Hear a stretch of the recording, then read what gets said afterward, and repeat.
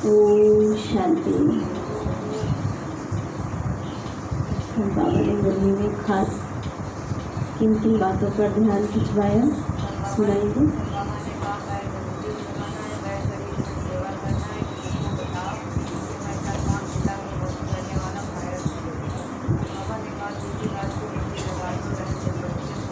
रीति बातों को बुद्धि लगाना है और फायर ग्रेड बनना है।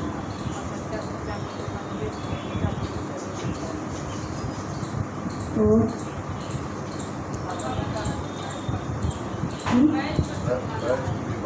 बैच को समझाने का इशारा दिया।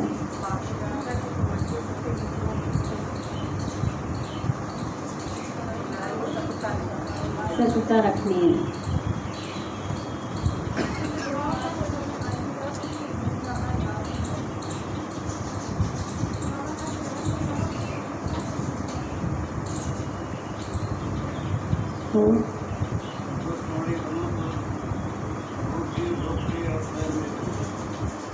संतुष्ट बड़ी बनना है।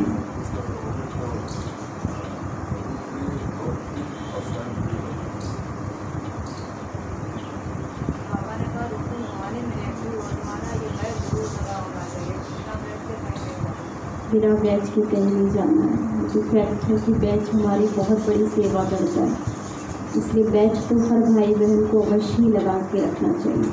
इसलिए आज बच्चे काफ़ी बैच लगा कर आए हैं। सब कल कम आए हैं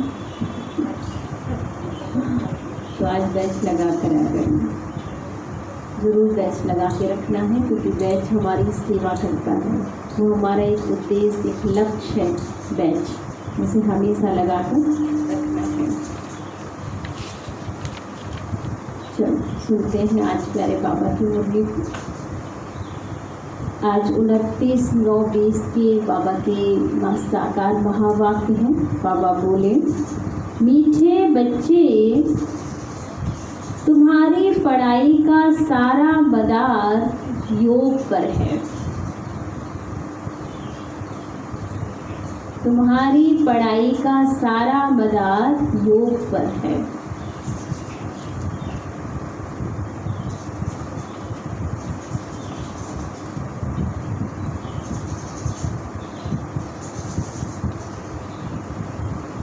योग से ही आत्मा पवित्र बनती है।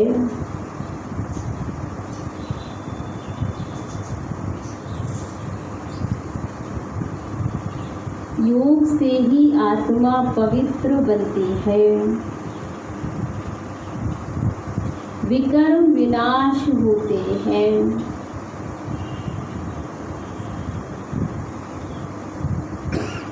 विकर्म विनाश होते हैं। प्रश्न, कई बच्चे बाप का बनकर फिर हाथ छोड़ देते हैं। कारण क्या होता है? कारण क्या होता है?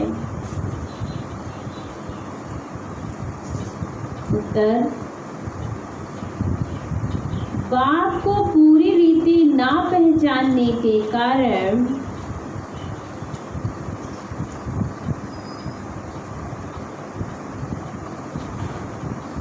पूरा निश्चय बुद्धि ना होने के कारण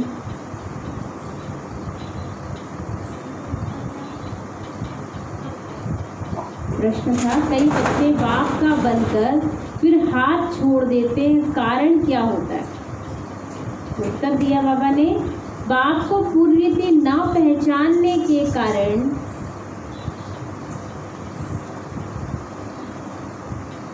पूरा निश्चय बुद्धि ना होने के कारण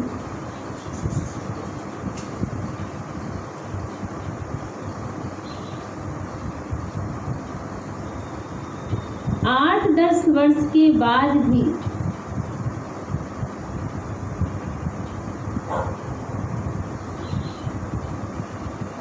बाप को पार गति दे देते हैं।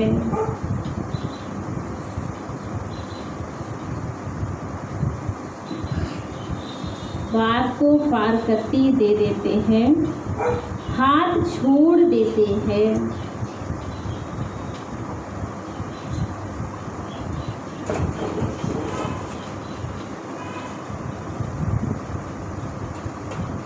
हाथ छोड़ देते हैं, पद भ्रष्ट हो जाता है।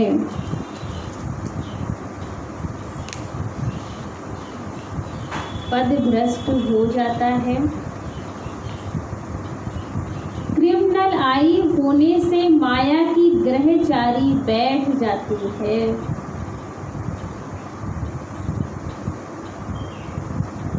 क्रिमिनल आई होने से माया की ग्रहचारी बैठ जाती है। अवस्था नीचे ऊपर होती रहती है।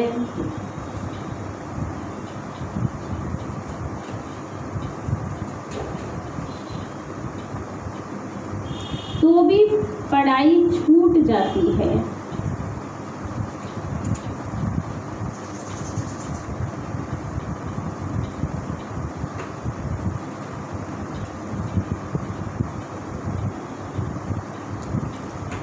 ओम शांति।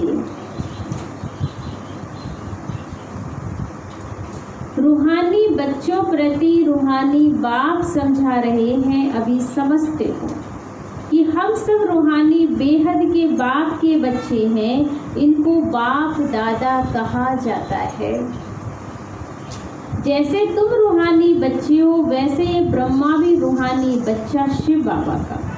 शिव बाबा को रथ तो जरूर चाहिए ना, इसलिए जैसे तुम आत्माओं को आर्गन्स मिले हुए हैं कर्म करने के लिए, वैसे शिव बाबा भी यह रथ है, क्योंकि यह कर्म क्षेत्र है। जहाँ कर्म करना होता है वह है घर, जहाँ आत्माएं रहती है। आत्मा ने जाना है हमारा घर कहाँ है, शांति का। वहाँ ये खेल नहीं होता, बत्तियाँ आदि कुछ नहीं होती, सिर्फ आत्माएं रहती हैं। यहाँ आती है पाठ बजाने, तुम्हारी बुद्धि में है। ये बेहद का ड्रामा है। जो एक्टर्स हैं उन्हों की एक्ट शुरू से लेकर अंत तक तुम बच्चे नंबरवार पुरुषार्थ अनुसार जानते हो। यहाँ कोई साधु संत आदि नहीं समझाते। ये बातें तो समझ में आ गई ना कि यहाँ कोई साधु संत नहीं पढ़ा रहा। कौन पढ़ा रहा है? भगवान पढ़ाता है हमें।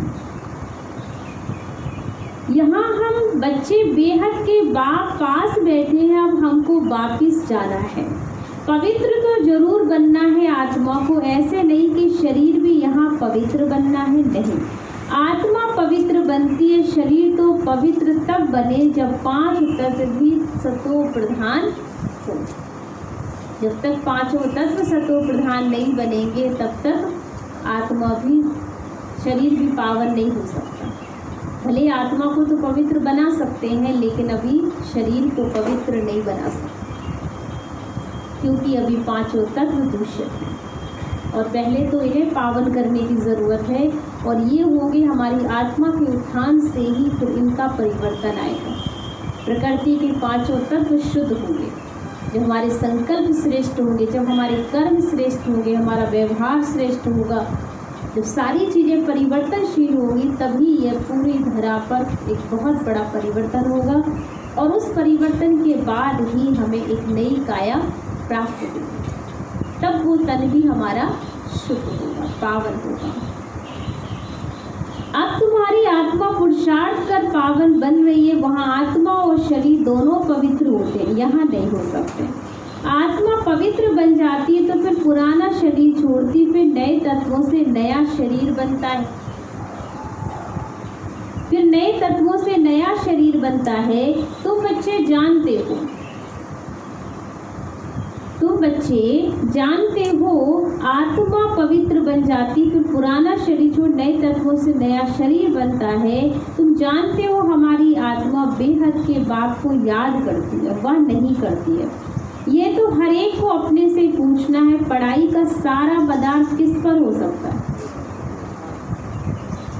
किस पर है? योग पर ही हो सकता है। पढ़ाई जो करेंगे वो जब योग अच्छा होगा तभी पढ़ाई बैठेगी। अगर बाबा से कनेक्शन नहीं जुड़ रहा है, आत्मिक अनुभूति नहीं हो रही है, तो हमें ये पढ़ाई कोई फायदे ही नहीं करेगी। रोज आएंगे, मुरली सुनेंगे, टाइम पास करेंगे और चले जाएंगे। कारण क्या है? क्योंकि आत्मिक बल ही नहीं है।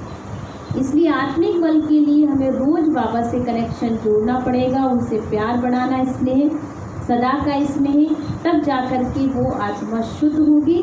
और आत्मा के शुद्ध होने से ही बाबा कहते हैं बाबा की याद भी आएगी और बाबा कहता है पढ़ाई भी बैठेगी। पढ़ाई का सारा मदार योग पर होता। पढ़ाई तो सहज है, समझ गए हैं चक्र कैसे फिरता है। मुख्य है बच्चे याद की यात्रा। ये अंदर गुप्त है, देखने में थोड़ी आता। बाबा नहीं कह सकते हैं कि ये बहुत याद करते हैं, वह कम, हाँ ज्ञान के लिए बता सकेंगे कि ये ज्ञान में बहुत तीखा है। याद का तो कुछ देखने में नहीं आता है, ज्ञान मुख से बोला जाता है। याद तो है ही अचपा जाप। जाप अक्षर भक्ति मार्ग का है। जाप माना कोई का नाम जपना। यहाँ तो आत्मा को, अपने को, बाप को याद करना है। तुम जानते हो कि हम बाप को याद करते करते पवित्र बनते बनते मुक्ति धाम, शांति धाम में जाकर पहुँचेंगे। ऐसे नहीं कि ड्रामा से मुक्त हो जाएंगे। मुक्ति का अर्थ है दुख से मुक्त, शांति धाम जाए, फिर सुख धाम में आएंगे। पवित्र जो बनते हैं वह सुख भोगते हैं। आप पवित्र मनुष्य उन्हों की खिदमत करते हैं। पवित्र की महिमा है, इसमें ही मेहनत है। आंखें बड़ा धोखा देती है। ये मुरली में अक्सर पॉइंट आता है कि बच्चे आंखें बहुत धोखा देते हैं, नीचे पर गिर पड़ते हैं। नीचे ऊपर तो सबको होना ही पड़ता है। ग्रहचारी सबको लगते। भल बाबा कहते बच्चे भी समझा सकते हैं। फिर कहते माता गुरु चाहिए, क्योंकि अब माता गुरु का सिस्टम चलता है।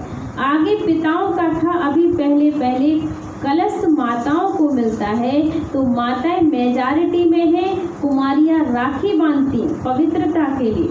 भगवान कहते हैं काम महाशत्रु है, इस पर ही जीत पहनो। माताओं का इस समय बाबा कहता मान है, और इसलिए माता गुरु कही गई है, क्योंकि सबसे पहला शिक्षक कौन होती है? माता। और पहले पुरुष प्रधान टाइम था तो पहले पिता को ही सबसे आगे किया जाता था। मानते हैं वैल्यू दोनों की अपनी जगह पर है, लेकिन बाबा कहते हैं सबसे पहली गुरु जो है माँ ही बनती। जितना टाइम माँ एक बच्चे के साथ स्पेंड करती है, उसको इतना बार बार हर चीज़ वो ऑब्जर्व करती है, उसको समझती है, और वो भी माँ को ज़्यादा समझता है। इसलिए ज़्यादातर देखा होगा कि माँ ही शब्द बच्चे के मुख से निकलता है पहला, बाद में और कुछ बोलेगा, क्योंकि वो ज़्यादा टाइम देती, वो सिखाती। तो पहला गुरु कौन बन जाता है? माता बन जाती है। ज्ञान में भी कौन बना गुरु? माताएं बनी, इसलिए पवित्र है। भगवान कहते हैं काम महाशत्रु, इस पर जीत पहनो। रक्षाबंधन पवित्रता की निशानी। वो लोग राखी बांधते पवित्र तो बनते नहीं हैं। वह सब है आर्टिफिशियल राखी, कोई पावन बनाने वाले नहीं है। इसमें तो ज्ञान चाहिए। अभी तुम राखी बांधते हो, कौन सी? पवित्रता की राखी बांधते हो। अर्थ भी समझाते हो, ये प्रतिज्ञा कराते हैं। जैसे सिख लोगों को कंगन निशानी होती है, परंतु पवित्र तो बनते नहीं। पतित को पावन बनाने वाला सर्व का सद्गति दाता एक है, वह भी देधारी नहीं है। पानी की गंगा तो इन आँखों से देखने में आती है, बाप जो सद्गति दाता है उनको इन आँखों से नहीं देखा जाता। इन आँखों से हम परमात्मा को नहीं देख सकते। कैसे देख सकते हैं? दिव्य दृष्टि की चाबी से देख सकते हैं। आत्मा को कोई भी देख नहीं सकते, क्योंकि वह क्या चीज़ है? कहते हैं हमारे शरीर में आत्मा है, उनको देखा है? कहेंगे नहीं। और सब चीज़ें जिसका नाम है वह देखने में ज़रूर आती हैं। आत्मा का भी तो नाम है, वो क्यों नहीं देखते हो? क्योंकि बोलते सब वही हो, आत्मा ही सब कुछ करती है, उसके बिना कुछ नहीं है। फिर भी आप उसे नहीं जानते, उसे आपने नहीं देखा है ना, लेकिन सब कुछ वही करती है। इन आँखों से आप नहीं देख सकते। कहते हैं भ्रुकुटी के बीच चमकता एक अजब सितारा, परंतु देखने में नहीं आते हैं। परमात्मा को भी याद करते हैं, देखने में कुछ नहीं आएगा। लक्ष्मी नारायण को देखा जाता है इन आँखों से। लिंग को भल पूजा करते हैं, परंतु वह कोई यथार्थ रीति नहीं है ना। लिंग की पूजा करना भी कोई यथार्थ नहीं है। भक्ति में जो हम शिवलिंग की पूजा कर रहे थे और हम समझ रहे थे कि हम भगवान को खुश कर रहे हैं, लेकिन वो भी यथार्थ नहीं था, समझ नहीं थी ना कि वो आखिर में भोलेनाथ ये कैसे हमारा पिता हो सकता है। बाकी हम शंकर जी को ही महत्व दे रहे थे, शिवलिंग की तो एक पूजा करे जा रहे थे, उसकी गहराई को तो कभी समझा ही नहीं। वो तो यहाँ आने के बाद हमें ये समझ में आया कि शिवलिंग क्या स्वरूप है, ये क्या रूप है परमात्मा का, उसी का एक प्रतिबिंब बनाया गया है, बाकी ये कोई यथार्थ चीज़ नहीं है। देखते हुए भी नहीं जानते परमात्मा क्या है, ये कोई नहीं जान सकते। आत्मा तो बहुत छोटी बिंदी है, देखने में नहीं आती, ना आत्मा को न परमात्मा को देखा जा सकता है।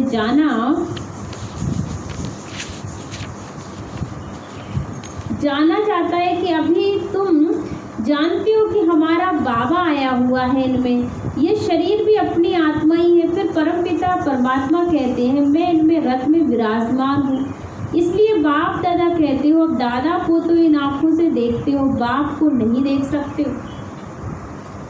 दादा को देख सकते हो पर बाप को नहीं। दादा कौन? ब्रह्मा बाबा, शिव बाबा बाप है हमारा, है ना, इनको नहीं देख सकते हो। जानते हो बाबा ज्ञान का सागर है, वह इस शरीर द्वारा हमको ज्ञान सुना रहे हैं, वे ज्ञान का सागर पतित पावन है। निराकार रास्ता कैसे बताएंगे, प्रेरणा से तो कोई काम नहीं होता ना। भगवान आते हैं वह किसको भी पता नहीं है, शिव जयंती भी मनाते हैं तो जरूर यहाँ आता होगा। तुम जानते हो कि अभी वह हमको पढ़ा रहे हैं, बाबा इसमें आकर पढ़ाते हैं। बाबा को पूर्णतः ना पहचानने के कारण, निश्चय बुद्धि ना होने के कारण 8-10 वर्ष के बाद भी बाबा को फारकती दे देते हैं। 8-10 वर्ष ज्ञान में चले और बाबा को छोड़ के चले गए। तो बाबा कहते हैं ऐसे ऐसे निश्चय बुद्धि। कई तो बाबा के टाइम के तो खून से भी लिखते थे लेटर, बाबा को लिख कर देते थे, बाबा कुछ भी हो जाएगा, प्राण जाएंगे पर आपको नहीं छोड़ेंगे। पर माया का ऐसा चक्र घूमा, कोई ना कोई अपनी कमी की वजह से ही घूमता है और फिर चले गए छोड़कर। तो बाबा को कहते थे बाबा हम आपको छोड़कर नहीं जाएंगे, पर बाबा कहता है ऐसे माया का वार हुआ कि भाई अच्छे अच्छे बच्चे भी बाप को छोड़कर चले जाते हैं। 8-10 वर्ष के बाद भी फारकती दे देते हैं, माया बिल्कुल ही अंधा बना देती है। बाप का बनकर फिर छोड़ देते हैं तो पद भी भ्रष्ट हो जाता है। अब तो बच्चों को बाप का परिचय मिला है तो औरों को भी देना है। ऋषि मुनि आदि सब नीति नीति करते गए, आगे तुम भी जानते नहीं थे। अभी तुम कहेंगे हाँ हम जानते हैं, तो आस्तिक हो गए। सृष्टि का चक्र कैसे फिरता है यह भी तुम जानते हो। सारी दुनिया और तुम खुद इस पढ़ाई के पहले नास्तिक थे। आप भी क्या थे? नास्तिक थे, हमें भी नहीं पता। हम भी वही पूजा पाठ कर रहे थे जो आज लोग करते हैं, जिनको देखकर हमें लगता है कि इनको भी परमात्मा का पैगाम मिल जाए, इनको भी यथार्थ समझ मिल जाए, है ना। कभी कभी लगता है देख कर कि ये कितना पागलपन का कार्य कर रहे हैं, इससे इनको क्या प्राप्ति हो। अगर ये यथार्थ जान जाए तो इनको इसका भी मेहनत का फल इन्हें मिलेगा। लेकिन कर क्या सकते हैं, हमने भी तो वही किया क्योंकि हमें भी समझ नहीं थी। तो बाबा कहते हैं उनका भी पाठ है, बस आप अपने पाठ को ध्यान दें। ये भी तुम जानते हो सारी दुनिया और तुम खुद इस पढ़ाई के पहले नास्तिक थे, अब बाप ने समझाया तो तुम कहते हो हमको परमपिता परमात्मा बाप ने समझाया, आस्तिक बनाया है। हम रचता और रचना के आदि मद अंत को नहीं जानते थे। बाप है रचता, बाप ही संगम पर आकर नई दुनिया की स्थापना करते हैं और पुरानी दुनिया का विनाश भी करते हैं। पुरानी दुनिया के विनाश के लिए महाभारत लड़ाई है, जिसके लिए समझते उस समय कृष्ण था। अभी तुम समझते हो निराकार बाप था, उनको देखा नहीं जाता। कृष्ण का तो चित्र देखा जाता, शिव को देख नहीं सकते। कृष्ण तो सतयुग का प्रिंस है, वही फीचर्स फिर हो ना सके। कृष्ण भी कब कैसे आया यह भी कोई नहीं जानते। कृष्ण को कंस की जेल में दिखाते हैं, कंस सतयुग में था क्या, ये हो कैसे सकता है। कंस असुर को कहा जाता है। इस समय सारी आसुरी संप्रदाय है ना, इस समय एक कंस नहीं है। बाबा कहते बहुत कंस घूम रहे हैं, दुनिया ही आसुरी संप्रदाय बन चुकी है। एक दो को मारते काटते रहते देवी दुनिया थी ये भूल गए हैं।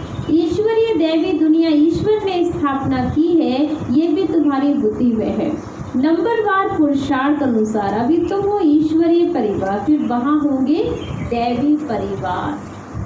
कौन सा परिवार है इस वक्त? ईश्वरीय परिवार है। आगे चलकर कौन सा परिवार होगा? दैवी परिवार हो जाएगा। तो बाप आकर देवी परिवार बनाते हैं, लायक बना रहे हैं। स्वर्ग का देवी देवता बनाने के लिए बाप पढ़ा रहे हैं। इस संगम युग को कोई भी नहीं जानते, कोई भी शास्त्र में इस पुरुषोत्तम युग की बात नहीं है।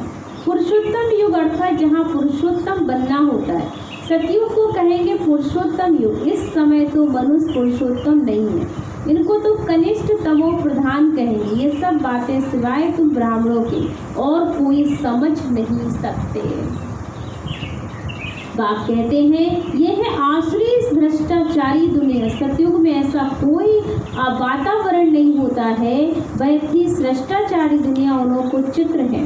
बरोबर ये भ्रष्टाचारी दुनिया के मालिक थे, भारत के राजाएं होकर गए हैं, जो पूजे जाते, पूज पवित्र थे, जो ही फिर पुजारी बने हैं। पुजारी भक्ति मार्ग को और पूज ज्ञान मार्ग को कहा जाता है। तो पुजारी और पूज की पढ़ाई चल रही है। पूज सो पुजारी, पुजारी सो पूज कैसे बनते हैं यह भी तुम जानते हो। इस दुनिया में पूज एक भी हो ना सके। पूज परमपिता परमात्मा और देवताओं को ही कहा जाता है। परमपिता परमात्मा सबका पूज्य, सब धर्म वाले उनकी पूजा करते हैं। ऐसे बाप का जन्म यहाँ ही गाया जाता है। शिव जयंती है ना, परंतु मनुष्यों को कुछ पता नहीं है कि इनका जन्म भारत में ही होता है।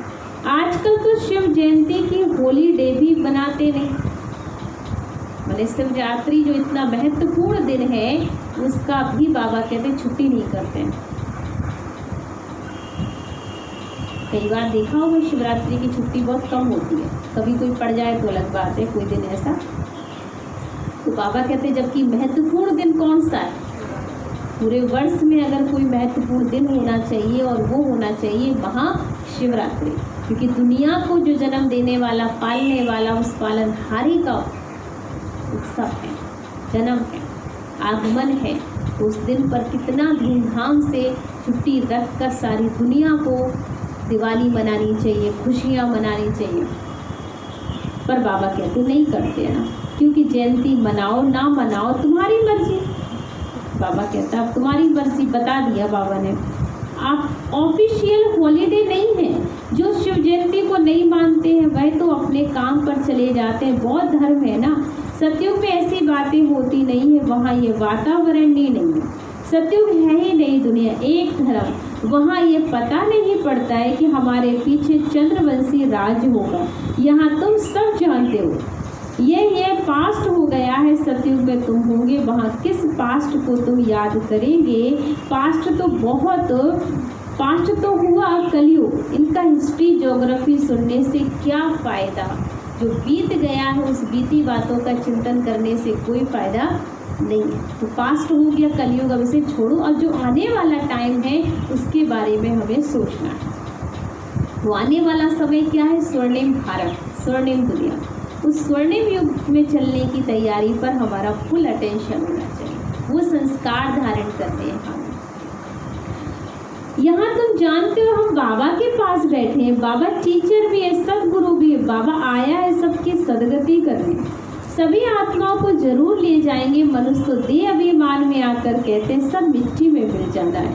ये नहीं समझते कि आत्माएं तो चली जाएंगी, बाकी ये शरीर मिट्टी में के बने हैं। ये पुराना शरीर खत्म हो जाता है। हम आत्मा एक छोड़कर दूसरा ले जाएंगी। इस दुनिया में हमारा अंतिम जन्म है। सब पतित हैं, सदैव पावन तो कोई रह नहीं सकते हैं। सतो प्रधान, सतो रजो तमो होते ही हैं। वो लोग तो कह देते सब ईश्वर के ही रूप है। जो कुछ भी हम में है, पशु पक्षी जीव जंतु मनुष्य, हर एक के अंदर कौन बैठा है? भगवान बैठा है। तो विचार करिए कि अगर हर एक के अंदर परमात्मा बैठा है तो क्या परमात्मा की विशेषताएं हर एक के अंदर होनी चाहिए या नहीं होनी चाहिए? सब में दिखना चाहिए वो। एक अग्नि में हम लोहा डालते हैं तो लोहे का स्वरूप अग्नि का रूप ले लेता है। तो जब एक मनुष्य परमात्मा के अंदर है या परमात्मा मनुष्य के अंदर हो तो क्या उसका जैसा स्वरूप, उसके जैसा व्यक्तित्व उस मनुष्य के जीवन में नहीं आना चाहिए? आना चाहिए ना, पर नहीं आया है। तो ये क्या कहता है क्लियर? इसका मतलब स्पष्ट है कि परमात्मा आपके अंदर है ही नहीं, या वो चीज़ें हैं तो हम स्वीकार करते हैं। अगर वो जो परमात्मा सागर है हर चीज़ का, क्या वो आप में है? और अगर है तो फिर हम एक्सेप्ट करने को तैयार, और वो किसी में दिखता ही नहीं। तो बाबा कहते हैं आप किसी को डायरेक्ट नहीं कहो, लेकिन लॉजिक कोई अच्छा से एग्जाम्पल देकर बात करिए तो उन्हें भी समझ में आएगी। ईश्वर ने अपने अनेक रूप बनते हैं, कहते हैं ईश्वर सर्वव्यापी है। फिर कहते हैं ईश्वर ने अपने अनेक रूप बनाए हैं खेल पाल करने के लिए, हिसाब किताब कुछ नहीं जानते, ना खेल पाल करने वाले को जानते हैं। बाकी बैठकर वर्ल्ड की क्या बताएंगे, वर्ल्ड की हिस्ट्री ज्योग्राफी समझाते हैं। खेल में हर एक का पार्ट अलग अलग है, सबका पोजीशन अलग अलग है। जो जैसा पोजीशन वाला होता है उनकी महिमा होती है। ये सब बातें बाप संगम पर ही समझाते हैं। सतयुग में फिर सतयुग का पाठ चलेगा, वहाँ ये बातें नहीं होंगी। यहाँ तुमको सृष्टि चक्र का ज्ञान बुद्धि में फिरता रहता है। तुम्हारा नाम ही है 100 दर्शन चक्रधारी, स्वयं का दर्शन करने वाला। इसलिए हर वक्त हमें अपना दर्शन करना चाहिए। 5 स्वरूप का अभ्यास हमें ज़रूर करना चाहिए डेली। ऐसा कोई दिन नहीं जाना चाहिए जिस दिन हम 5 स्वरूप का अभ्यास ना करें, क्योंकि बार बार जब हम ये अभ्यास करते हैं तो हमारा स्वरूप हमें याद आता है कि हम क्या हैं, हमें क्या थे, क्या बनना है, हमारा उद्देश्य क्या है, पूरा चक्र घूम जाता है। इसलिए बाबा कहता है ये 5 स्वरूप का अभ्यास सारे दिन में अवश्य टाइम निकाल कर करो। लक्ष्मी नारायण को थोड़ी सुदर्शन चक्र दिया जाता है, ये है ही यहाँ के। मूल वतन में सिर्फ आत्माएं रहती है, सूक्ष्म वतन में कुछ नहीं है। मनुष्य, जानवर, पशु, पक्षी आदि सब यहाँ होते हैं। सतयुग में मोर आदि दिखाते हैं। ऐसे नहीं कि वहाँ मोर के पंख निकाल पहनते हैं, मोर को थोड़ी दुख देंगे। ऐसे भी नहीं कि मोर का गिरा हुआ पंख ताज में लगाएंगे, नहीं। ताज में भी झूठी निशानी दे दी है। वहाँ सब खूबसूरत चीज़ें होती हैं, गंदी कोई चीज़ का नाम निशान नहीं है। ऐसी कोई चीज़ नहीं होती जिसको देखकर घृणा आ जाए। माने यहाँ तो बहुत सारी चीज़ें दुनिया में बनी है जिन चीज़ों को देख कर के आपका मन कैसा हो जाता है भाई। चाहे वो नेचुरल चीज़ें हुए, चाहे वो इंसानों में भी कई बार कुछ ऐसे मनुष्य होते हैं देखने में जो देख कर के घृणा लगती है कि इनके सामने हमें ना आना पड़े। पर कलयुग में, सतयुग में ऐसी कोई चीज़ नहीं होगी। वस्तु, वैभव, व्यक्ति कोई भी ऐसा नहीं होगा जो घृणा का पात्र बन सके, क्योंकि हर एक चीज़ में खूबसूरती है, हर चीज़ गुणवान श्रेष्ठ है, इसलिए हर चीज़ बहुत अच्छी लगती है। तो बाबा हमें ऐसी दुनिया में लेकर जा रहा है जहाँ पर कोई भी चीज़ घृणा योग्य नहीं होगी, देखकर मन विचलित नहीं होगा, डर नहीं होगा आपके मन में, कोई भय नहीं किसी को देखकर, बिल्कुल निश्चिंत आप जी सकेंगे। तो बाबा कहता है वहाँ खूबसूरत चीज़ें होती, गंदी कोई चीज़ का नाम निशान नहीं। ऐसी कोई चीज़ नहीं होती जिसको देखकर घृणा, यहाँ तो घृणा आती है ना। वहाँ जानवरों को भी दुख नहीं होता है। सतयुग कितना फर्स्ट क्लास होगा। नाम ही क्या है? स्वर्ग, हेवन, पैराडाइज, ना बहिष्ठ, कितने सुंदर सुंदर नाम है उस दुनिया के। और इस दुनिया के नाम सोचो जरा, नर्क, कलयुग ऐसे नाम है ना जो सुन के भी कलह महसूस होने लगे। कहाँ वो दुनिया और कहाँ यह दुनिया।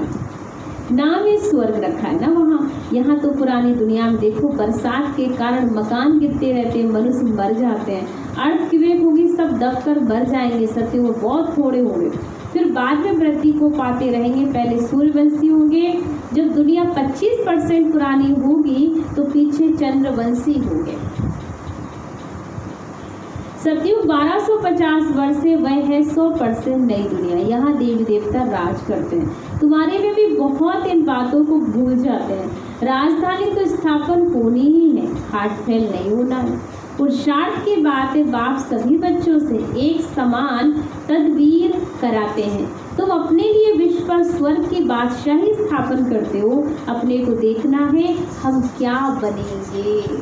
रोज चेक करो मैं क्या बनूंगा, मेरा आज का पुरुषार्थ कैसा है, क्या मेरा भविष्य हो सकता है। ऐसा हम चिंतन करेंगे तो हमारा व्यर्थ बिल्कुल भी टाइम नहीं जाएगा। अच्छा मीठे मीठे सिकिलती बच्चों प्रति माता पिता बाप दादा का याद प्यार और गुड मॉर्निंग। रूहानी बाप की रूहानी बच्चों को नमस्ते। हम रूहानी बच्चों के रूहानी बाप दादा को दिल व जान से सिख व प्रेम से याद प्यार और गुड मॉर्निंग। नमस्ते नमस्ते नमस्ते। शुक्रिया बाबा, शुक्रिया बाबा, शुक्रिया। मेरी ज़िंदगी को संवारने वाले बाबा, तेरा लाख लाख शुक्रिया शुक्रिया शुक्रिया। धारणा के लिए मुख्य सार अब सुनेंगे। आज सारा दिन हमें किन किन बातों पर अटेंशन रखना है, धारणा करनी है। फर्स्ट पॉइंट, इस पुरुषोत्तम युग में स्वर्ग के देवी देवता बनने की, इस पुरुषोत्तम संगम युग में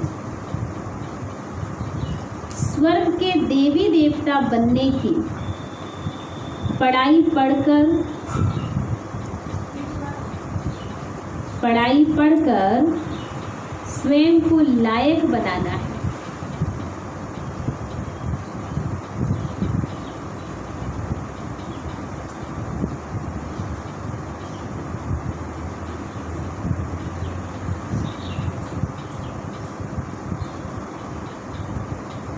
स्वयं को लायक बनाना है। पुरुषार्थ में हार्टफेल दिल शिकस्त नहीं होना है।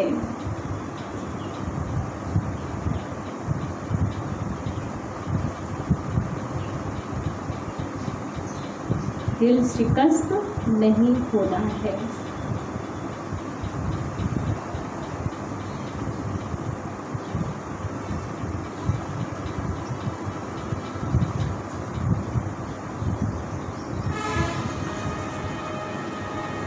सेकंड पॉइंट, इस बेहद के खेल में हर एक्टर का,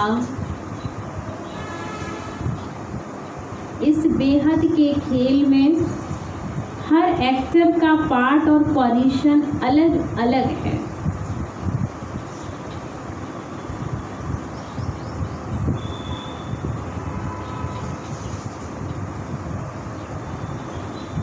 जैसे जिसकी पोजीशन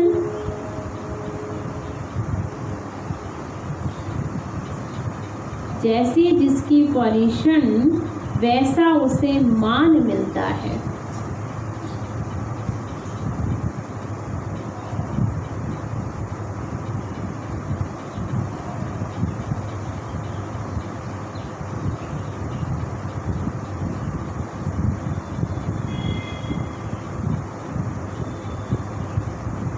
यह सब राज समझ वर्ल्ड की हिस्ट्री ज्योग्राफी का, यह सब राज समझ हो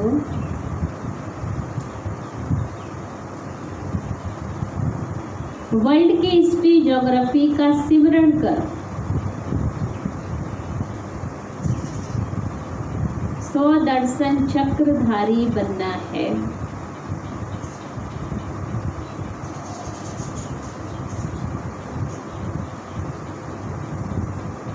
वरदान,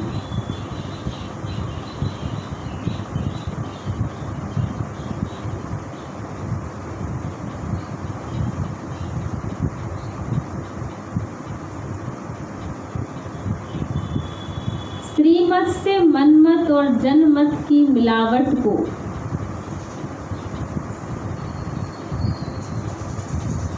श्रीमत से मनमत और जनमत की मिलावट को समाप्त करने वाले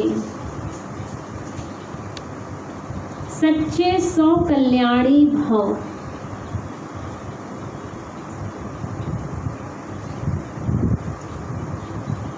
सच्चे 100 कल्याणी भव। स्पष्टीकरण है, बाप ने बच्चों को अभी सभी खजानों का स्व कल्याण और विश्व कल्याण के प्रति दिए, लेकिन उन्हें व्यर्थ तरफ लगाना, अकल्याण के कार्य में लगाना, श्रीमत में मनमत और जनमत की मिलावट करना, ये अमानत में खयानत है। अब इस खयानत और मिलावट को समाप्त कर रूहानियत और रहम को धारण करो। अपने ऊपर और सर्व के ऊपर रहम कर सौ कल्याणी बनो। सौ को देखो, बाप को देखो, औरों को नहीं देखो। किसे देखना? स्वयं को देखना है और बाप को देखना है। बाकी हम किसी और को देखने के लिए यहाँ पर नहीं आते हैं। हमारा सिर्फ एक बाबा, दूसरा ना कोई, बस मैं और मेरा बाबा। स्लोगन है, सदा हर्षित वही रह सकते हैं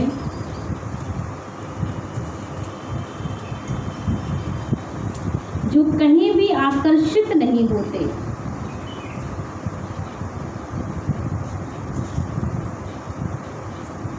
जो कहीं भी आकर्षित नहीं होते। सदा हर्षित वही रह सकते जो कहीं भी आकर्षित नहीं होते। कई बच्चे क्या होते हैं, किसी में अच्छाई कोई देखी और तुरंत उस पर लट्टू हो जाते हैं, इतने आकर्षित हो जाते हैं। फिर थोड़ी सी कमी देख ली तो उससे बिल्कुल बैर भी कर लेंगे, अच्छाई देख ली तो एकदम बहुत प्रसन्नचित्त भी होंगे। तो ऐसे लोग कभी भी खुश नहीं रह सकते। जीवन में अगर खुश रहना है तो हमेशा एक समान रहो। किसी पर इतने ज़्यादा आकर्षित मत हो जाओ कि आप अपने सही और गलत के फैसले को ही भूल जाओ। अब समझ ही नहीं पाओ कि हमें करना क्या है, किस श्रीमत पे चलना है, कौन सा मार्ग अपनाना, वो भी समझ से परे हो जाओ। इसलिए कभी भी आकर्षण वाला इंसान खुश रह ही नहीं सकता। इसे सदा काल की खुशी चाहिए है तो हकीकत को पहचानो कि सत्य क्या है और सत्य के मार्ग को जानकर यथार्थ कार्य करिए। किसी को प्रभाव, उसकी विशेषता अच्छी है, ठीक है, विशेषता उठाओ ना, पर उस पर एकदम पागल हो जाना, उसके पीछे पीछे घूमने लगना, तो बाबा कहते हैं ये तो आप अपने आप को, फिर जिस दिन आपको नहीं दिखेगी उसमें विशेषता, उसमें कमी दिखेगी, उस दिन आप उसे दुश्मन मान लोगे। तो अच्छा यही होगा कि ना ज़्यादा किसी के पीछे अच्छाई देखकर बढ़ो और ना किसी को कमी देख करके उसके लिए दुखी हो। हमेशा एक समान स्थिति पे रहो। बस बाबा मेरा संसार है, मुझे बाबा को फॉलो करना है, मुझे अपना आकर्षण भगवान के प्रति रखना है, इंसानों के प्रति अपने मन में कोई आकर्षण नहीं रखना है। बस एक बल, एक भरोसा, ऐसा दृढ़ निश्चय करिए तो आपको सफलता अपने जीवन में सदा बनी रहेगी और आपकी खुशी भी कभी गायब नहीं होगी। ठीक है, ओम शांति। चलिए 2 मिनट बाबा की याद में बैठते हैं सभी लोग, चिंतन करें आज की मुरली का।